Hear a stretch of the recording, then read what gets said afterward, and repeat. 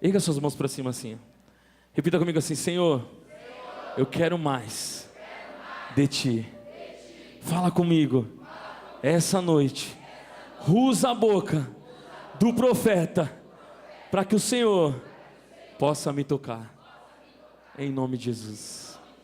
Eu vou chamar o meu grande irmão, cunhado, parceiro, amigo, confidente, Rodrigo!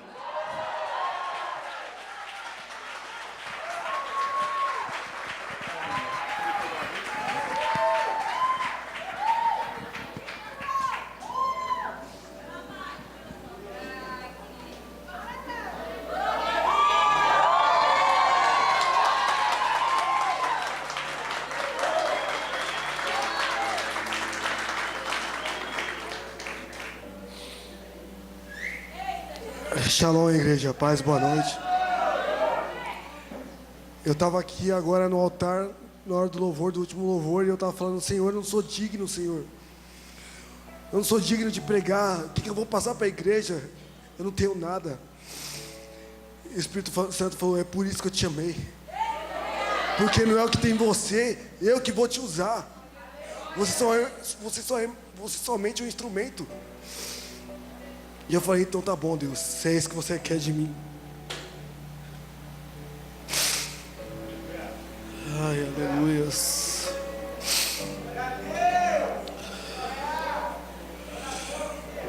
Feche os seus olhos, abaixe suas cabeças. Pai, Espírito Santo de Deus, essa noite, Senhor meu Pai, eu já posso sentir o Teu poder nesse altar, Senhor meu Pai. Vem, Espírito Santo, rasgue esse céu, Senhor. Que a Tua presença, meu Pai, venha pairar sobre este lugar. E que todos possam sentir a Tua presença como eu estou sentindo, Senhor. Espírito Santo de Deus, me usa, meu Pai. Me capacita para que eu possa dar o meu melhor, Senhor, meu Pai, nessa pregação, nessa ministração. Que eu não venha transmitir nada de mim, mas sim tudo aquilo que vem do Teu trono, Senhor, para aqueles que aqui estão, Senhor, meu Pai. Então, meu Pai, usa, Senhor, meu Pai, essa carne zoada, velha que está aqui, Senhor, para que seja somente o Teu instrumento nessa noite, meu Pai. A Ti toda a honra, toda a glória, todo louvor, toda a adoração, meu Pai. Aleluias, aplauda o Senhor. Aleluias.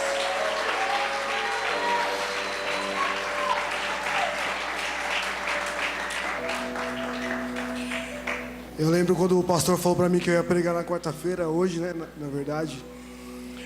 Ele falou para mim na quarta-feira passada. A gente tava conversando ali. Ele falou: quarta-feira que vem você vai pregar. Eu falei: o quê? Eu?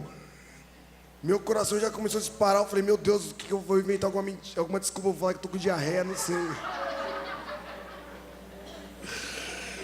Mas eu olhei, eu falei: eu parei e pensei: por que eu tô dedicando toda a minha vida nessa caminhada com Cristo, se não é para isso? Sabe, a nossa vida está sendo dedicada no altar do Senhor para quê? Para na hora que chegar, na hora da prova, você espanar e correr? Eu falei: não, Deus, eu quero mais de Ti, eu quero mais para a Tua igreja, eu quero muito mais, porque se eu era intenso no mundo quando fazia as cagadas, eu vou ser intenso no Teu reino também. Isso. Aí eu lembro que o pastor falou que eu ia ministrar, e eu falei: meu Deus, eu não sei. Aí eu não sei quem é mais louco, se é ele de falar que eu vou ministrar, ou se sou eu de aceitar, mas amém. Como eu vi uma vez, o filho nem sempre vai fazer aquilo que ele quer fazer. E assim, não era mesmo, porque eu sou uma pessoa muito tímida, eu tenho muita vergonha. Mas, como a palavra diz em Coríntios, que Paulo tinha um espinho na carne, e orou por 3 vezes para que aquele espinho sumisse da vida dele. Ninguém sabe o que era esse espinho, se era um pecado, se era uma vontade, ninguém sabe o que era aquilo. E Deus falou para ele: meu filho, a minha graça te basta. Sabe, se é a minha timidez, é meu espinho, eu não sei, mas a graça do Senhor é que me basta.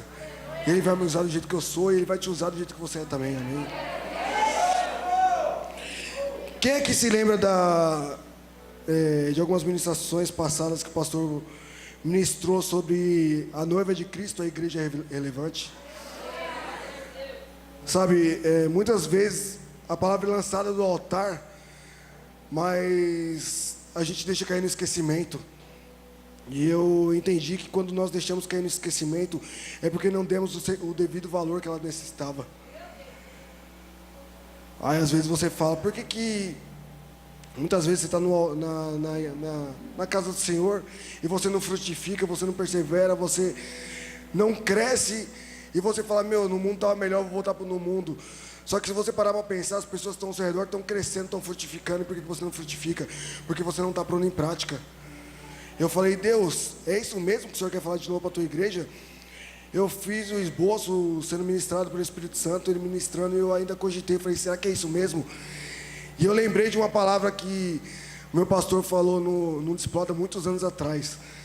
Ele falou, ele estava batendo na mesma tecla, sempre pregando a mesma palavra, por diversas vezes. E eu me lembro que alguém perguntou para ele, mas de novo tal? E ele falou, vou continuar falando isso até você entender o que eu estou falando. Ou seja, tem alguém aqui que ainda não entendeu o que é ser a igreja relevante. Eu falo isso porque eu acredito que essa palavra é para mim. Porque eu vi essa palavra e eu pergunto para mim o que eu estou fazendo para ser a igreja relevante. O que eu estou fazendo para ser a noiva de Cristo. É muito fácil falar, eu estou junto e tal. Mas quais são os seus passos? O que você está fazendo? Relevante é aquilo que faz a diferença. Nós não somos uma igreja de bairro, nós somos a igreja das nações, amém? Só que isso não pode parar somente na sua boca, isso tem que ser nos seus atos também. Nós temos que pôr em prática. Parar de deixar de lado tudo aquilo que começamos. Se tem uma coisa que nós somos os mestres é em deixar de lado aquilo que nós começamos. Sabe quantas vezes você iniciou um projeto, você iniciou algo, uma faculdade, ou um estudo, ou sei lá, tem uma leitura de um livro da Bíblia, e você deixou de lado porque caiu no esquecimento. Sabe? Cadê a minha esposa? A minha esposa amada ali, ela já, quantas faculdades você já fez, amor? Já começou? Não, uma não. Foi duas. Esqueceu da outra. Mas a primeira vez que ela começou, ela estava no mundão, então tipo, amém. A segunda ela entrou e eu falei, amor, é isso mesmo que você vai fazer? Engenharia, você? Não, eu estou subestimando a minha esposa. Mas eu falei, meu, tem certeza, não é o seu perfil tal. Ela falou, não, eu vou fazer. Eu falei, amém, então vai lá, faz. Você fez o quê? Um mês? Um mês. E ela largou. Oi? Só para ver se era aquilo que ela queria mesmo. Ou seja, torrou dinheiro, jogou dinheiro fora. Quantos de nós não fazemos a mesma coisa? Sabe, eu sou uma pessoa muito indecisa naquilo que eu vou fazer. Eu sempre, cada hora eu falo para ela que eu vou fazer uma coisa. E ela fala, meu, se decide logo no que você vai fazer. Só que eu me peguei esses dias e pensei, nenhuma das vezes que eu tomei a decisão de falar que ia fazer aquilo, eu orei para Deus se era aquilo que Ele queria na minha vida. Quantas vezes você já decidiu fazer alguma coisa e você orou para Deus para saber se aquilo era a direção de Deus, se aquilo era para a sua vida? Quantas vezes você começou um projeto, depois de você começar esse projeto, você foi falar com o seu líder? Quantas vezes? Aleluias. Quantas vezes? Por diversas vezes, inúmeras vezes, nós achamos que somos autossuficientes. Se Deus colocou aquela pessoa no nosso caminho, é porque ela está ali para nos guiar. Pode ser, ela pode ter um intelecto muito menor do que o nosso, mas, mano, Deus colocou ela ali no nosso caminho. Então é essa pessoa que a gente tem que ouvir, é essa pessoa que a gente tem que seguir, é essa pessoa que vai nos direcionar para Jesus Cristo também.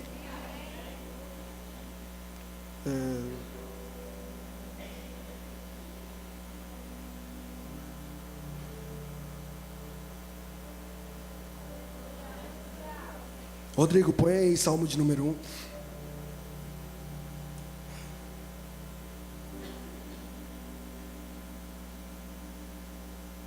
Esse salmo me foi apresentado pelo meu cunhado, o Joninho.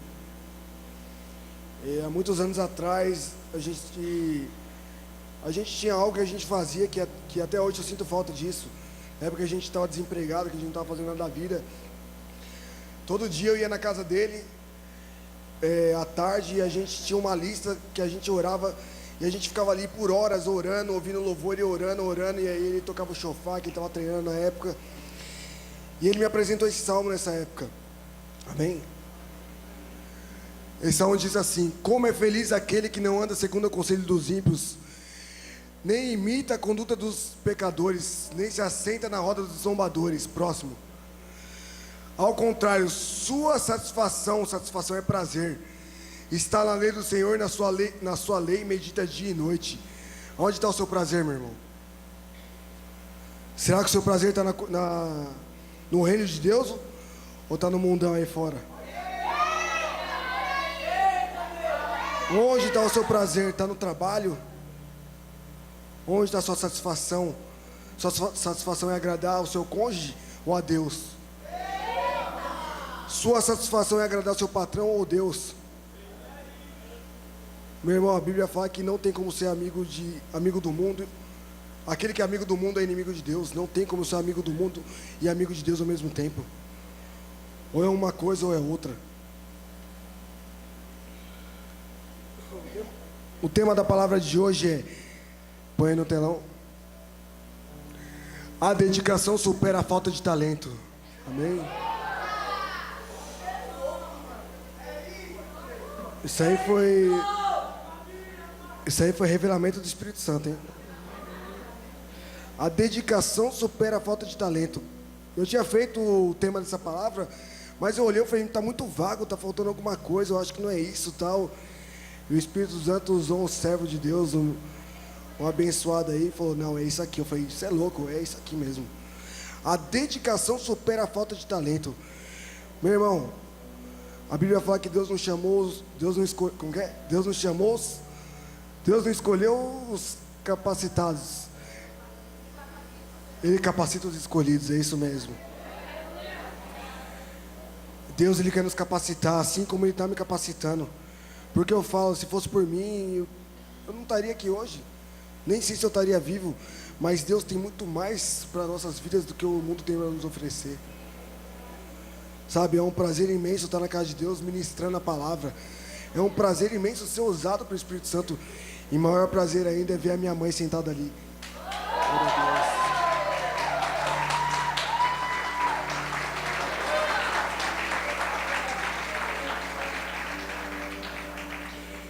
A Bíblia fala, eu e a minha casa serviremos ao Senhor, eu me apego a isso. Eu tenho fé que um dia ainda a minha família toda vai estar reunida aqui. Eu tenho fé. Amém.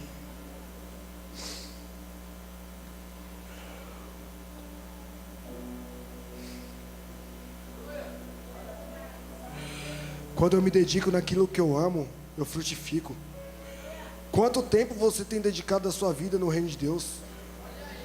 Quanto tempo você tem dedicado nas suas orações, no seu jejum, na sua leitura de Bíblia? Sabe, uma coisa eu aprendi com o meu pastor: crente que não lê Bíblia, ele está morto. É um crente morto. Se eu não leio a palavra é a vida. Jesus é a palavra. Se eu não estou lendo, se eu não estou me alimentando todo dia, o mundo me alimenta. E se o mundo me alimenta, onde é que vai ser o meu final? Sabe, quanto mais eu me alimento da palavra, mais eu cresço. Quanto mais eu me dedico na minha intimidade com o Senhor, eu cresço. Que você venha se dedicar a isso hoje, nessa noite. O romper de Deus só vem sobre a nossa vida quando nos dedicamos no avante, no avançar do reino de Deus. Eu só rompo. A palavra que nós estamos vivendo agora nesse momento é o romper. O romper de Deus só vai vir na minha vida quando eu me dedicar. A minha dedicação vai fazer com que o meu ministério cresça, com que o meu íntimo com Deus, o mais importante é o meu íntimo com Deus. Quando eu me dedico naquilo que eu acredito, quando eu me dedico no espiritual, eu cresço e a presença de Deus cresce. Na verdade, eu diminuo e a presença de Deus cresce sobre a minha vida. A dedicação na sua vida, no reino de Deus, ela faz com que você cresça. Porém, a santidade que faz com que você permaneça crescendo. Quando eu me dedico, eu cresço, mas a santidade faz... Quantas pessoas você não vê que cresce e cai, cresce e cai, cresce e cai? Por quê? Porque não tem santidade. porque não está no propósito certo, que é vidas. Muitas vezes a pessoa está no caminho certo, no propósito errado. Muitas vezes a pessoa está pregando o evangelho, mas com qual propósito? Qual o propósito de você dedicar a sua vida no evangelho? Para você sobressair ou para que Jesus sobressaia sobre a sua vida?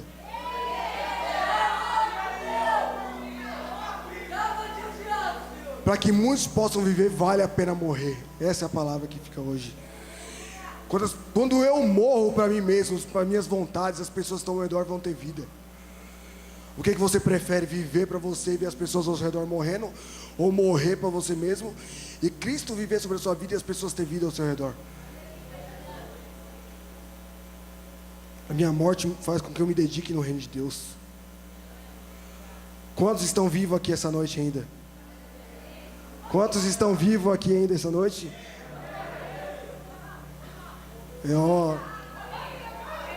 Amém.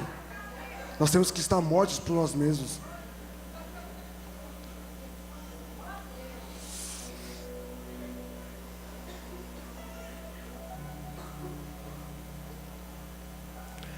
Quantos aqui são a noiva de Cristo? Amém. Eu te pergunto, quantos estão esperando a volta de Cristo como noiva de Cristo? Como você... Pergunta para o seu irmão: você está esperando noivo? Agora pergunta para o outro irmão: como você o espera? Sabe por que eu pergunto isso? Na parábola das 10 virgens, tanto as prudentes como as tolas esperavam o noivo. Mas as prudentes, elas estavam preparadas para a volta do noivo, e as tolas não. A questão aqui não é como você espera, mas não é se você espera, mas como você espera. Tem uma passagem que eu li esses dias, quer dizer, já faz uns dias já atrás, em Apocalipse 7, que fala dos 144 mil selados por Deus. A Bíblia fala que tem um número certo das pessoas que já estão salvas, que são 144 mil pessoas. São 144 mil, 12 mil de cada uma das 12 tribos de Israel. Só que posterior a isso, eu fiquei olhando, eu estava lendo, eu falei: meu Deus, onde é que eu me encaixo nesse negócio aí? Eu falei: Deus, tem que ter alguma coisa para mim aí. E aí, um pouco mais à frente, fala que quando 144 mil foram separados, eles ouviram um som muito forte, e eles olhavam e não sabiam de onde vinha esse som, quando eles viram uma multidão incontável de pessoas que vinham dos 4 cantos do mundo, gritando: o Senhor é nosso Deus também. Nós somos essa multidão. E a Bíblia fala que essa multidão vinha vestida de branco, as vestes sacerdotais. Essas são as vestes que nós temos que estar vestidos de branco. Como é que está a sua veste hoje, espiritualmente falando? Será que está alva como a neve?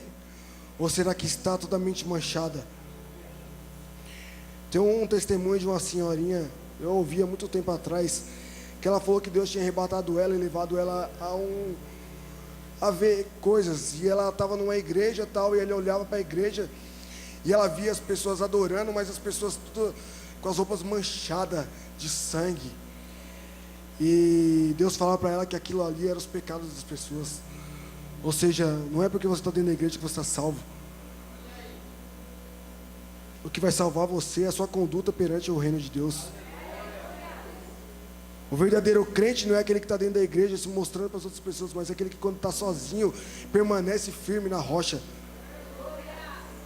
Como o Paulo falava que tinha um espinho na carne, muitas vezes pode ter algo na sua vida que ainda está te assolando, fazendo você sofrer, fazendo você pensar em errar. Só que, como Paulo, ele perseverava naquilo que ele acreditava que era o quê? No Evangelho. Você tem que perseverar no Evangelho, porque só a graça do Senhor te basta. Pare de buscar o material. Mateus 6,33 fala: buscai primeiro o reino de Deus e a sua justiça, e as demais coisas vos serão acrescentadas. O que você está buscando no reino de Deus? É a restauração da sua família, da sua saúde, do seu casamento? É um emprego melhor? Meu irmão, busca o reino de Deus primeiro. Quando você buscar o reino de Deus, o resto é consequência da sua vida, da sua intimidade com Deus, da sua dedicação no reino.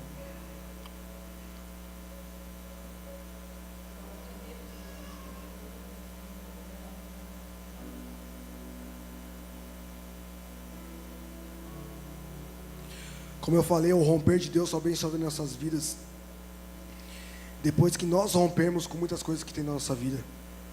O que você precisa romper na sua vida hoje? É a apostasia? É a incredulidade? É o comodismo? É a autopiedade? Pecado? É a ambição? É a soberba? O que está dentro da sua vida que está te limitando a viver o melhor de Deus para você? Às vezes você pensa que você não tem nada, você não tem pecado, mas a Bíblia fala que aquele que sabe fazer o bem, mas não faz, peca do mesmo jeito. Se você está vivendo o Evangelho, se a palavra está falando com você, eu acredito que você tem muito de Deus aí. E por que você não está passando isso para as outras pessoas? Por que você está retendo aquilo que está saindo do altar de Deus? Sabe, eu creio que todos que estão aqui têm muito potencial, têm muita capacitação de Deus. Porque como eu falei, não é nós, não somos nós, não sou eu, não é o pastor, não é os pastores aqui, mas é o Espírito Santo de Deus que nos usa, que nos capacita, que faz com que venhamos a crescer. É engraçado quando, esses dias eu estava conversando com alguém, não lembro com quem foi. É engraçado quando nós estamos conversando com uma pessoa no mundo tal, e aquela pessoa pede alguma direção pra gente, ou vem falar alguma coisa tal. E naquela hora você fala, caramba, o que eu vou falar para aquela pessoa? E naquele mesmo momento o Espírito Santo vai ministrando, você vai falando coisas que você fala, caramba, de onde é que está vindo isso? E você fala, caramba, de onde está vindo isso? Isso é o quê? Isso é fruto dos cultos, das celas, dos discipulados. É aquilo que Deus está semeando na sua vida. Ou seja, nós temos muito de Deus, só que a gente tem que pôr em prática.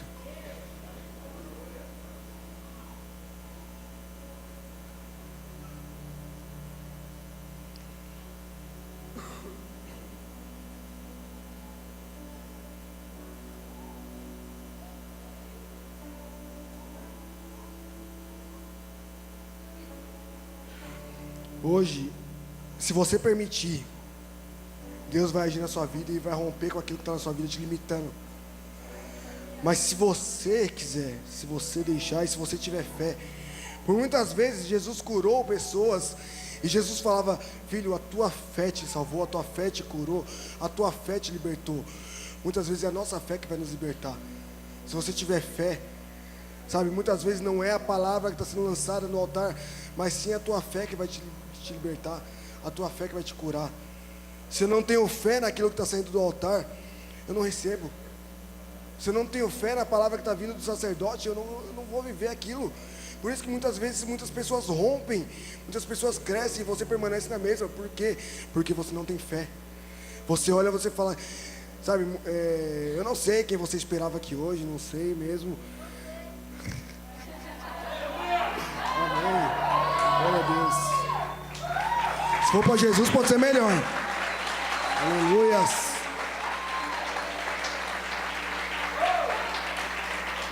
Aleluias. O Senhor, Ele usa quem Ele quiser. Pode subir quem for aqui no altar. Se a pessoa tiver fé que Deus vai usar Ele vai usar. Oi? Contar? Aleluias. Deixa eu lembrar que é muito grande, pastor. Já esqueci já, graças a Deus. Né? Eu vou contar um pouco do meu testemunho, já que o pastor pediu, né? Para quem não me conhece, para quem não sabe da minha história, quantos anos, amor? 10 anos atrás eu sofri um acidente de moto. E nesse acidente eu achei que eu ia morrer. Não só eu, mas como toda a minha família, todas as pessoas que me conheciam. Mas literalmente eu morri. E hoje eu nasci uma nova criatura, graças a Deus. Minha esposa, há muitos anos atrás, antes de eu sofrer um acidente, ela não era minha esposa, nós namorávamos. E ela começou a ir para a igreja e ela não aceitava uma pessoa como eu andando com ela. Ela falou, Deus, se é do teu propósito, transforma a vida do Rodrigo, se é para a gente ter um futuro, transforma a vida dele, faz dele uma nova criatura. E ela teve um sonho e Deus falou para ela que eu... O que ele falou mesmo? que eu iria sim me converter. Oi? Que eu iria sim me converter, que antes ele ia me quebrar todo. Só que eu não ia ser como ela queria, eu ia ser como ele quer. Aleluias. E nesse momento ela falou, eu nem lembro se ela falou isso comigo, mas amém. E beleza. E uma semana antes eu sofri um acidente, o meu cunhado, o irmão dela, o Júnior, o José do Egito ali, o rapaz, eu vou te falar, meu bicho, tem um sonho. Se ele sonhar com você e falar alguma coisa pra você, falar misericórdia, se arrepende na hora e fala, Deus, porque o bicho é invocado. E ele sonhou e ele nem era convertido na época, e aí Deus falou pra ele, Deus mostrou pra ele em sonho que eu sofri um acidente de moto. E naquele acidente, eu tava debaixo de um caminhão, ele via sangue pra todo lado e tal, e não sei o quê. E ele veio falar isso pra mim, e eu dei risada na cara dele, porque eu não acreditei. Como muitas vezes nós fazemos, sabe? Muitas vezes nós damos risada da cara das pessoas que vêm pregar o evangelho pra gente. Quantas vezes eu não fiz isso para as pessoas que vinham pregar a palavra pra mim? Eu dava risada, eu falava, isso não é pra mim não, eu sou jovem. Só que, meu, eu lembro quando eu tive encontro com Deus, e eu falei, meu Deus, por que eu não... Esses dias eu caí numa bad, eu falei, meu Deus, mano, por que eu não me converti antes? Por que eu não me converti quando eu tinha 15 anos de idade, vou me converter agora depois de velho? Só que aí Deus falou pra mim, há tempo para todas as coisas. Só que eu limitei o tempo de Deus na minha vida, Nós limitamos o agir de Deus na nossa vida. Nós limitamos o tempo de Deus. O tempo de Deus é agora, o tempo de Deus é hoje. Então para de limitar o tempo de Deus na sua vida. Corre para os braços dele, amém? E beleza, aí meu cunhado falou pra mim, eu dei risada na cara dele, continuei na minha vida de cachorro louco, eu era motoboy. Fazia esse monte de coisa errada aí. E aí, isso foi num domingo, eu acho que foi num domingo, na sexta-feira, eu sou péssimo de memória. Isso foi ocasionado pelo acidente, né? Eu não lembro de muitas coisas. Na verdade, eu não lembro daquilo que não me convém, né? É zoeira, é zoeira, é zoeira. Olha aí, olha Deus falando aí. Mas não é só comigo não, é com muita gente aí, viu? É, filho. Nós só lembramos daquilo que nos convém. Isso acontece muito com filho. Quem é que tem filho? Levanta a mão. Quantas vezes você pede alguma coisa pro seu filho e ele não faz, e você chega, por que você não fez? Ah, mãe, eu não lembro de ter ouvido isso. Não é verdade? Porque ele só lembra daquilo que convém a ele. Olha aí, ó. É revelamento do Espírito Santo, hein? Amém. Aí, voltando pro testemunho, isso foi, como eu falei, eu sou muito péssimo de memória, mas tem uma coisa que eu não esqueço, essa data. Eu esqueci agora.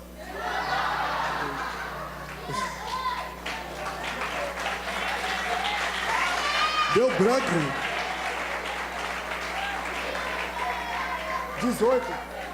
18. Dia 18 de dezembro de 2008. Eu sempre fui um santo, né? Uma pessoa muito boa. E nesse dia era a festa de confraternização da empresa. E eu fui pra festa e tal. E chegou lá, eu bebi todas, 3 latinhas. E saí de lá achando que eu era Valentino Rossi. Nossa, eu tô pilotando muito, porque quando a gente tá bêbado, a gente acha que é o super-herói, né? E eu vim... O acidente era onde eu sofri um acidente foi na Jaco Pêssego. E eu vim ali fritando a 120 por hora, achando que estava falando, nossa, estou pilotando muito e tal. E eu lembro que eu passei um farol. Quem conhece aqui a rua Boas Noites? Ali é um farol na frente do outro. E há muitos anos atrás tinha uma conversão.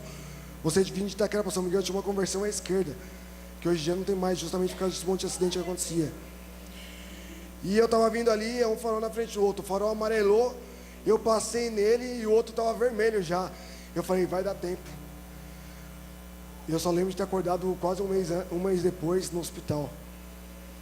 Eu entrei debaixo de um caminhão a 120 por hora.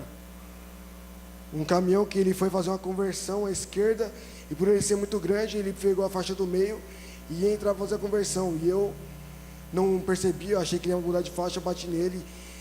E dali eu não lembro de mais nada. Eu sei que eu dei entrada no hospital em estado gravíssimo.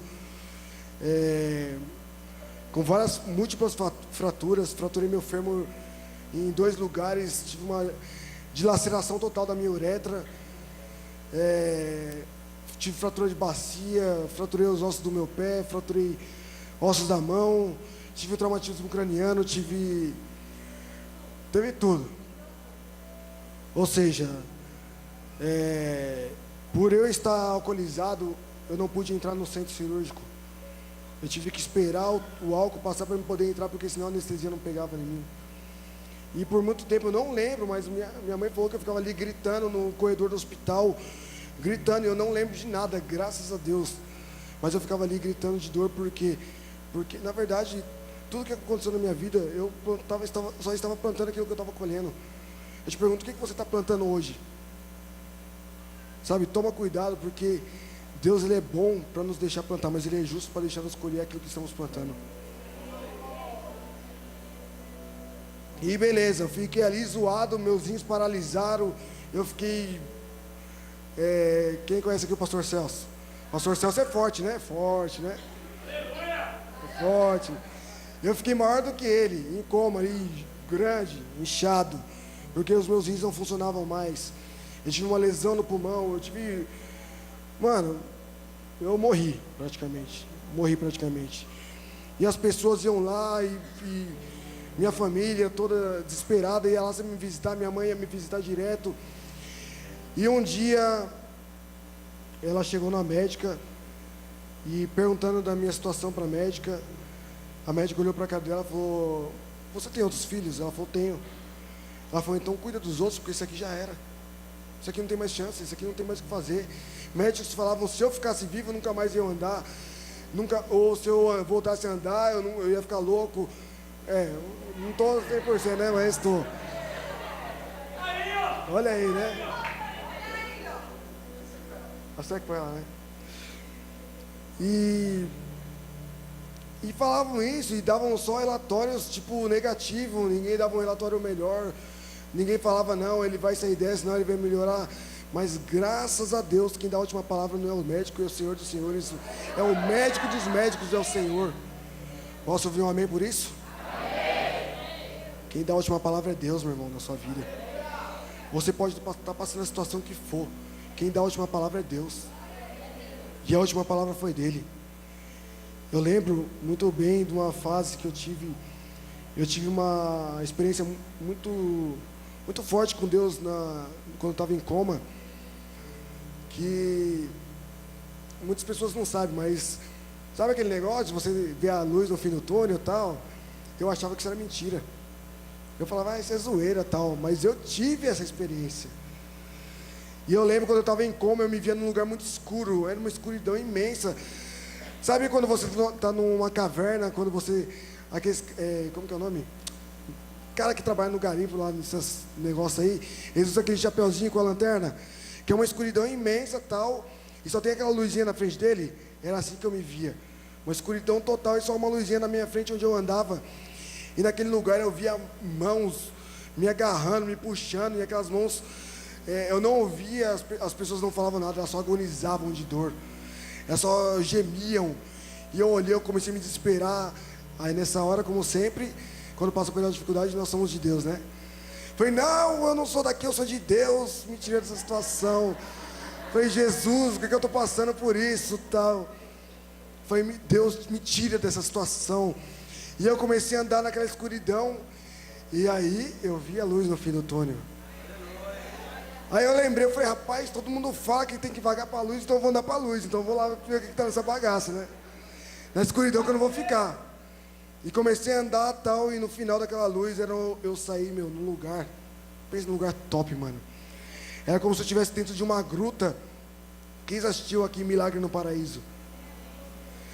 Quando eu assisti esse filme eu chorava que nem criança, porque aonde aquela menina estava, quando ela teve encontro com Deus, foi onde eu me vi. Um lugar lindo, um gramado lindo, árvores, um rio de água cristalina passando por ali. Eu falei: eu não quero mais nada. É sombra e água fresca, é isso que eu quero mesmo. Oxe.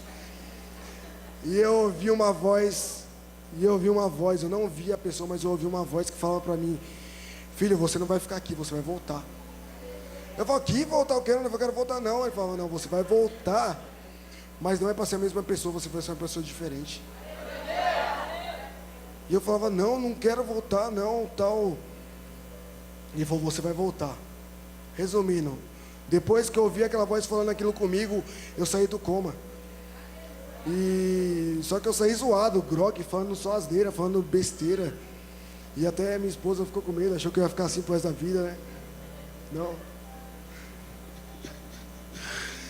Ai, Jesus. Falava que o pastor Celso ia me buscar com um helicóptero lá no hospital.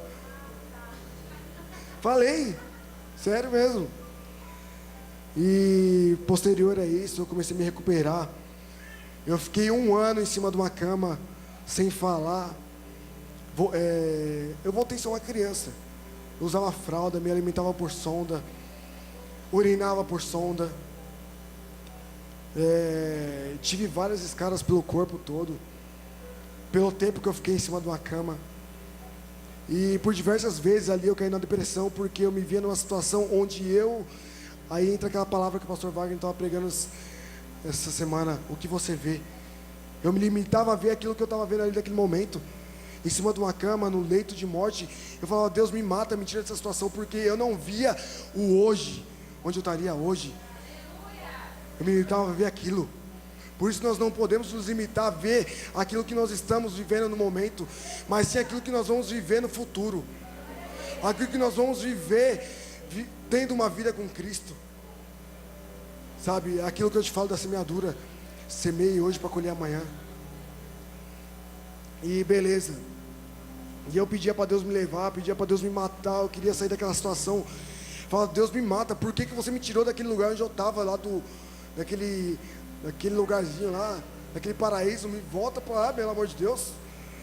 Só que eu acredito que Ele fez isso porque só para me dar um gostinho do que é o paraíso, para mim falar, nunca mais eu quero voltar para aquele buraco onde eu estava. Porque eu acredito, porque o meu testemunho não é algo isolado não. O que aconteceu comigo acontece por aí por diversas vezes. A questão é o que você vai fazer depois disso. E eu entendi o que Deus queria para a minha vida. Deus queria que eu fosse uma pessoa diferente, uma pessoa melhor. Deus queria me levantar como um coluna na minha família. Deus quer te levantar hoje como um coluna na sua casa, como um coluna espiritual na sua família. E onde foi que eu parei? Voltei a usar fralda e tal. E aí eu achei que só tinha parado por aí. Eu achei que não tinha ficado pior. Até eu ter que fazer uma procuração para o meu irmão correr atrás dos meus negócios. E eu tinha que escrever meu nome. E eu olhei e falei, meu Deus, como é que escreve? Eu não lembrava como é que escrevia. Não lembrava como é que lia. Eu falei, não é possível, o que aconteceu comigo? E eu olhei, não sei se minha mãe lembra disso. Estava dentro do carro. E eu tinha que escrever a procuração. E eu falei, eu não lembro como é que escreve. E eu falei, caramba, e agora? Lascou. A mulher olhou assim, viu que eu estava zoado mesmo, muito debilitado. Ela falou, faz um rabisco aí. E foi a única coisa que eu consegui fazer, um rabisco. Depois desse acidente, eu comecei a dar valor às pequenas coisas. Porque eu não podia escovar os dentes sozinho. Eu não podia me limpar sozinho, eu não podia tomar banho sozinho. E eu era uma pessoa que eu não vou dizer, autossuficiente, mas eu não gostava de atrapalhar as pessoas, eu não gostava de que as pessoas me ajudassem. E eu virei uma pessoa totalmente dependente das outras pessoas. É nesse momento que você vê quem são as pessoas verdadeiras que estão ao seu redor. Porque foi nesse momento que eu vi que aquele cara lá, o pastor Celso, é um amigo de verdade, sabe? Porque para o cara fazer o que ele fez pela vida de uma outra pessoa que ele mal conhecia, eu te falo, esse é um cara de verdade, esse é um amigo de verdade. Não teve uma pessoa que fez por mim, não teve um amigo meu que fez por mim o que ele fez, sabe? Tem amigos que foram me visitar, sim, mas só esse cara trocou minha fralda. Se não fosse a vida dele, eu acho que eu teria morrido naquele lugar, porque no primeiro hospital onde eu fiquei internado, não sei se a minha mãe se lembra disso, mas eles queriam me matar, eles estavam tentando me matar naquele lugar. Eles estavam me dando o tal do chá da meia-noite, que é morfina fora da prescrição médica, para poder rebaixar o meu sistema meu sistema imunológico para me dar QTA logo. Porque quando a pessoa dá muito trabalho para o hospital, eles fazem isso para quê? Para dispensar a pessoa logo. Só que eu nem gostava, né, daquela morfina, porque era a única coisa que tirava a minha dor. Nossa, quando eles me davam aquele negócio, meu, eu me sentia tipo, oh Jesus, eu me sentia no paraíso de novo. Só que aquilo estava me matando. Isso nos mostra o quê? Que nem tudo aquilo que é bom para nossas vidas nos faz bem. Aquilo estava fazendo, me levando tipo, a esquecer da realidade que eu estava vivendo ali. Mas não estava me fazendo bem. Estava só cuidando do momento e não do total da minha vida por completo. Não estava me resolvendo a minha situação só naquela hora, naquele momento. Quantos de nós tentamos resolver a nossa situação na bebida, na droga, na prostituição, sabe, no mundo, em namoros? Quantos de nós tentamos suprir a necessidade que nós temos em outras coisas que não em Deus? E a minha necessidade naquele momento era de esquecer o que eu estava passando, e a morfina fazia isso. Mas não era o que eu estava precisando. O que eu estava precisando era ter um encontro com Deus. E eu lembro que nesse acidente eu acabei eu costumava falar que eu perdi 5 anos da minha vida, mas eu não perdi, eu ganhei, porque depois desse acidente eu conheci aquele que me salvou, aquele que deu a vida por mim, aquele que deu a vida por você. E muitas vezes nós não o reconhecemos.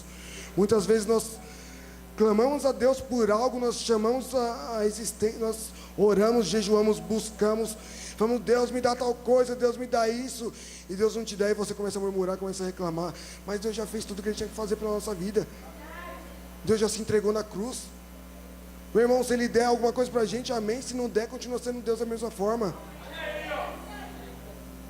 Tiago fala, pedes e não recebe porque pedes para o seu próprio deleite. Por que você está pedindo para você mesmo? Sabe, Deus sabe da sua necessidade. Quando você orar, ora pelas outras pessoas, ora pelo seu irmão. Não ora pela sua necessidade. Deus sabe da sua necessidade, da sua dificuldade. Deus sabe daquilo que você está passando. Deus, Ele já foi Ele sabe o que vai acontecer amanhã na sua vida. Ele conhece o seu dia de amanhã. Amém. E por 5 anos eu fiquei ali me recuperando e tal. Eu lembro que o pastor sempre me chamava para ir para o encontro. Vamos para o encontro. E eu, não, acho que eu fui o mestre das desculpas, né? Sempre dei desculpas. Sempre arrumava uma desculpa. Na verdade, tinha umas coisas que não era desculpa. Era limite. Não, era desculpa. Pastor, quando eu tirei a sonda, eu vou para o encontro. Pastor, quando eu fazer isso, eu vou para o encontro, né? Até um dia que eu demorei 1 ano, acho que foi 1 ano para ir para o encontro. E eu olhei, o pastor me fez o convite, eu falei, meu Deus, eu não tenho mais desculpa, eu vou falar o que para ele agora? Falei, tá bom, vou para esse negócio aí, vamos ver o que dá. E eu lembro, irmãos, quando eu fui para esse encontro, ali eu tive um encontro não só com Deus, mas eu tive um encontro comigo também. E eu olhei e refleti o que eu estava fazendo com a minha vida. Sabe, Jesus se entregou para que eu tivesse vida, e eu estava entregando ela na mão do diabo, na mão de Satanás, vivendo as vontades do mundo, vivendo as vontades dele. Muitas vezes você acha que está na neutralidade. Eu não faço mal, eu não estou nem no inferno nem no céu, eu estou no neutro. Não existe neutralidade. A Bíblia fala, ou você serve a Deus, ou você serve a Mamon. Não há como agradar 2 deuses. Não existe neutralidade. Tem um negocinho que tem no Facebook, um rapaz em cima do muro tal, e o diabo de um lado e um anjo do outro, e o anjo chamando o cara, desce do muro, vem pra cá tal, que não sei o que. Aí o rapaz pergunta pro diabo, pro demôniozinho, fala, meu, por que o cara tá se matando ali, me chamando para ir pro canto dele, e você não fala nada? Ele fala, porque o muro é meu. Ou seja, quantos de nós estamos no muro? Quantos de nós estamos no mundão, achando que estamos no caminho certo, mas não estamos, porque Deus nos chamou para algo muito maior. Deus nos chamou para aquilo que Deus nos chamou para as nações. Sinceramente, o alimento que vocês recebem nos cultos, que nós recebemos, né? Nos cultos, nas células, não está sendo benéfico para a sua vida? Não está transformando a sua vida? Por que não pode transformar a vida do seu irmão? Então usa aquilo que você está recebendo. Amém. Eu tive um encontro com Deus, e ali eu olhei, eu falei, meu Deus, o que eu estava fazendo na minha vida? E eu voltei falando aquilo que todo mundo fala. Por que eu não tive um encontro com Deus antes? Se eu tivesse tido um encontro com Deus há muito tempo atrás, eu não teria passado por muita coisa que eu passei. Como eu falei, a gente só colhe aquilo que planta. E eu olhei, eu falei, meu Deus, que merda que eu fiz da minha vida, olha só.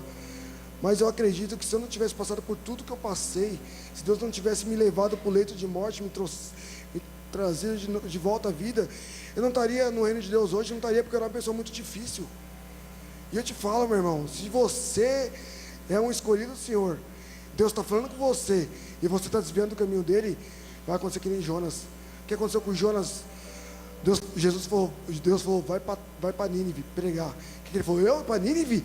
Só tem louco naquele lugar ali, eu vou para Tarsis. Pegou o barco e foi para outro lugar. O que aconteceu? Jogaram ele no mar, o peixe foi lá, comeu ele e vomitou ele em Nínive. Você pode fugir, mas no final das contas, você vai estar aqui. Quantos nós não conhecemos que se desviam do caminho do Senhor, vão para o mundão porque fala que aqui não é para ele, mas passa-se anos e a pessoa começa a passar no esquecimento, começa a olhar e falar, meu, o que eu estou fazendo na minha vida? Por que eu saí da igreja? Por que eu larguei o reino de Deus? E aí Deus começa a mostrar para aquela pessoa que o que ele tem é muito... Ixi, estou cuspindo aqui. O que ele tem é muito maior para a gente, para as nossas vidas. Sabe, eu sei que... Ixi, o negócio sumiu aqui, ó. E eu sei que o que Deus tem para as nossas vidas é muito maior. Eu era um cara zoado, mano. Eu era tímido, eu era mais tímido do que eu sou hoje. Eu lembro no encontro. Não, vou falar do encontro não. Pai, apresentar trabalho de escola, eu nunca apresentei um trabalho de escola, porque eu morria de vergonha. Nunca. E é o que Deus está fazendo comigo hoje, estou em cima do altar, ministrando a palavra de Deus. É isso que Deus quer para você. Só que Deus não quer te limitar, é só isso aqui não. Não é só um altar, é o estágio Itaquerão. Amém? Glória a Deus. Se for para Jesus, pode ser melhor. Amém?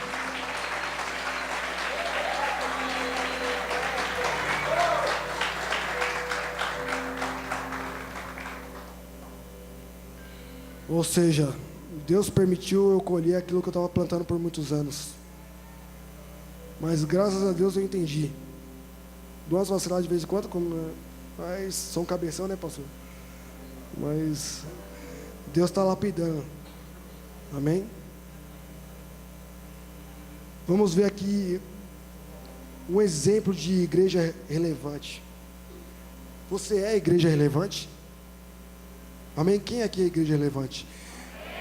A igreja não é não é o templo. A igreja somos nós. Nós somos a igreja de Cristo. A igreja relevante é aquela que faz a diferença. Vamos ver aqui um exemplo de igreja relevante. Eu estou estourado já? Eu vou rápido aqui, gente. Meu Deus. Rodrigo, abre em Atos 2:42 aí, por favor.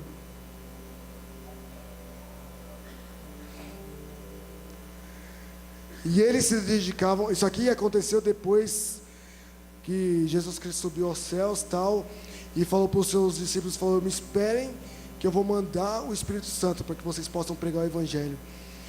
E eles estavam reunidos no templo, tal, e foi no dia de Pentecostes, o Espírito Santo desceu, todos falaram em novas línguas. Isso aconteceu depois da pregação de Pedro. Eles se dedicavam ao ensino dos apóstolos. Eles o quê? Se dedicavam, dedicação. Eles se dedicavam ao ensino dos apóstolos. Quantos de nós estamos dedicando ao ensino dos nossos líderes? Sabe? O nosso líder fala A para a gente quer falar B. Muitas vezes nós queremos falar, nós achamos que sabemos mais do que eles. Mas se nós soubéssemos mais do que eles, nós estaríamos no lugar dele. Amém? Aleluia. Pode ser para Jesus, pode ser melhor, gente.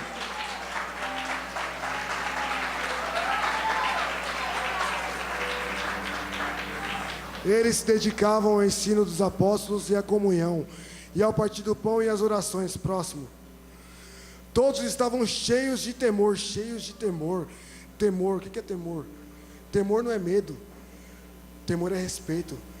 Quando você teme, você deixa de pecar, porque você vai olhar, você vai respeitar não só o seu líder, mas a Deus. Você vai olhar, você vai falar, caramba, mano, Jesus se entregou na cruz por mim, e eu tô aqui vacilando, pecando, mano. Sabe, eu tive um encontro com Deus, eu tô indo totalmente contra aquilo que Deus quer para minha vida, meu irmão. Então tenha temor a Deus. Temor e muitas maravilhas e sinais eram efetuados pelos apóstolos. Próximo. Os que criam mantinham-se unidos e tinham tudo em comum, falavam a mesma linguagem. Segura lá, André. Volta lá, meu filho. Ligou? Tinham tudo em comum. A igreja só vai romper quando ela tiver tudo em comum, quando nós falarmos a mesma linguagem. Quando eu falo a igreja, eu não falo só a nossa igreja, não. Eu falo a igreja como todo, no mundo. Quando toda a igreja falar da causa de Jesus, falar do mesmo evangelho, o evangelho puro, que é pregar o id, você vai ver se Jesus não vai voltar assim, ó. Próximo, Rodrigo. Vendendo suas propriedades e bens, distribuindo a cada um conforme a sua necessidade.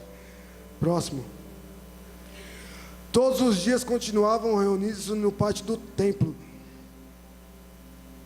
Todos os dias se reuniam no pátio do templo. Nós vamos no culto, vai, 2 vezes na semana. Uma vez na célula já está reclamando. Os caras estavam todo dia e não reclamava. Todo dia, aleluias.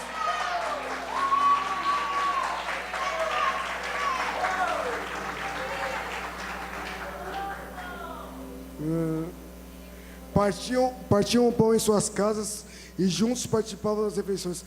Partiam o pão em suas casas. Quem é o pão da vida? Isso é o que? Isso é célula. Eles faziam células. Partir o pão não é uma refeição, senão eles não teriam colocado aqui, juntos participavam das refeições. Eles não teriam colocado partir o pão. Ué, eles faziam células. Quantos de nós estamos fazendo células? Célula já é daquela época. A célula não foi uma coisa que o pastor Wagner inventou, não é uma coisa que o homem inventou, não. Célula veio de Deus. Jesus tinha os seus 12, nós temos que ter os nossos 12. Nós temos que ministrar o evangelho. Juntos participavam das refeições com alegria e singeleza dos corações. Muitas vezes surge uma comunhão entre irmãos aí para fazer uma reunião e tal, e sempre tem um irmão, não aqui em outra igreja, né? Que reclama, caramba, mano, de novo comunhão, meu, caramba, não tem tempo para mim. Meu irmão, Deus está achando, não tá? Com alegria e singeleza do coração. Próximo.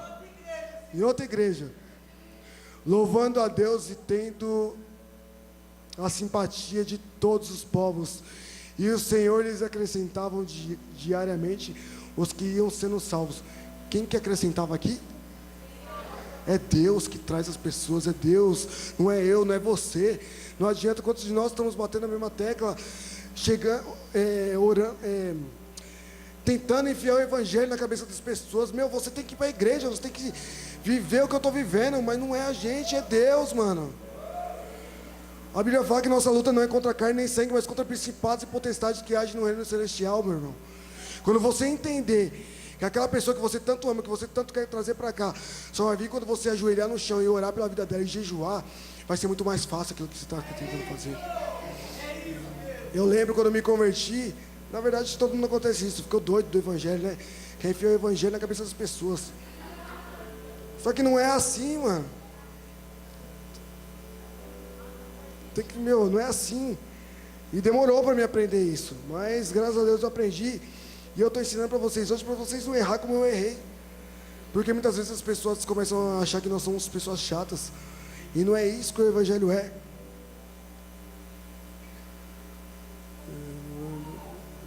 Por que o evangelho não é chato? Porque, deixa eu ver, meu Deus, eles tinham simpatia, era um povo simpático. Sabe, eram pessoas que as pessoas olhavam para elas e viam graça. Você é uma pessoa que as pessoas olham e vê graça? Como você anda no seu dia a dia? Com a cara fechada? Rancoroso? Sabe? As pessoas têm medo de chegar do seu lado. Quando eu estava fazendo essa palavra, eu fui pego nisso, porque muitas vezes eu fico com a cara fechada, mas não é porque eu sou uma pessoa séria. Eu sou, não sou. E as pessoas, uma vez eu estava numa entrevista, e eu sério, fechado, com o bico desse tamanho, e a mulher, nossa, como você é sério? Eu falei, eu? Eu não sou sério não, mas é o que eu estava demonstrando. Ou seja, muitas vezes você está demonstrando algo que você não é. Começa a se olhar um pouco no espelho e ver quem você está demonstrando ser. Será que as pessoas olham para você e vê graça? Ou será que as pessoas olham para você e têm pavor? Amém?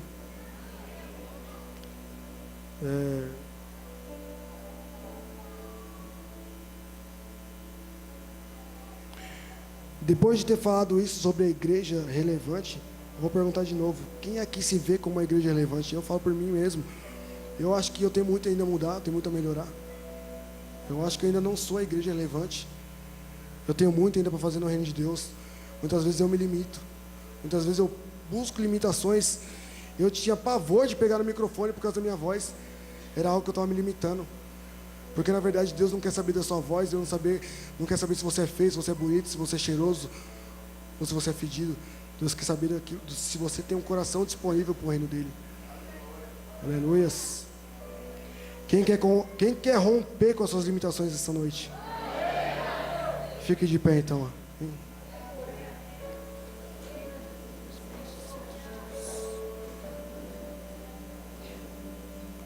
Espírito Santo.